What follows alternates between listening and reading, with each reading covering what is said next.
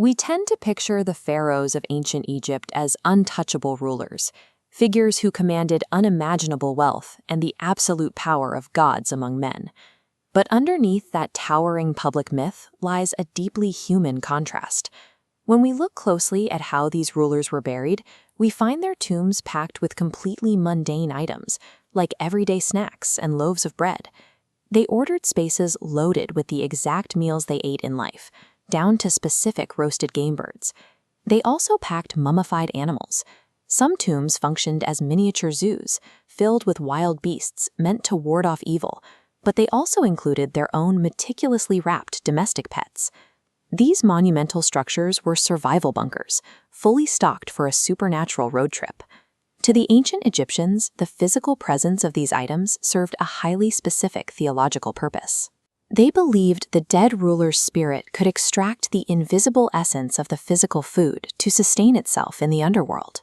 Builders even designed specific architectural features to bridge the two realms. This carved structure, known as a false door, acted as a spiritual portal, allowing the pharaoh's soul to pass through and access the stockpiled snacks. Hoarding lifetimes of food and companions was the ultimate exercise in control. These rulers demanded their luxurious standard of living continue uninterrupted, even in death. To understand why they packed these everyday items, we must examine the massive, incredibly varied egos of the men who gave the orders. Ramesses II represents the archetype of unchecked pharaonic ego. He believed his political greatness required absolute, unmatched public visibility. He managed his eternal public relations by engaging in an architectural arms race. He commissioned massive statues and sprawling temple complexes to guarantee he would be feared and revered long after his death. Tutankhamun was his complete opposite.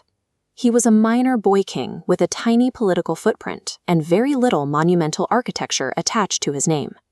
Today, Tutankhamun is the most famous pharaoh on Earth because his hidden tomb and its intimate stockpile of snacks and pets remained undisturbed for millennia, while the grander monuments were picked clean. Ramesses relied on sheer monumental scale to project power across time, but Tutankhamun's immortality was accidentally secured by the physical survival of his mundane, everyday preparations. The elaborate burials of rulers like Tutankhamun were dictated by centuries of strict polytheistic tradition, managed tightly by an elite and powerful priesthood. Then came Akhenaten. His sense of self-importance was so immense that he refused to share divine authority with the traditional pantheon of gods or the priests who served them. He dismantled the old religious system to establish the Aten sun disk as Egypt's only god, with himself as the only one capable of speaking to it. The political fallout was immediate. He abolished the priesthood, abandoned the historic capital, and completely upended the traditional burial preparations. Akhenaten rewrote the rules of eternity to ensure he remained the absolute center of it. His disruption failed entirely. Immediately after Akhenaten died, subsequent rulers frantically worked to physically chisel his name and face out of the historical record. The state quickly reverted to its old customs, returning to the construction of massive, secret tombs packed tight with physical artifacts, daily bread, and animals. Ramesses trusted in colossal stone. Akhenaten attempted to upend the divine order, while Tutankhamun's survival relied on the obscurity of a hidden chamber.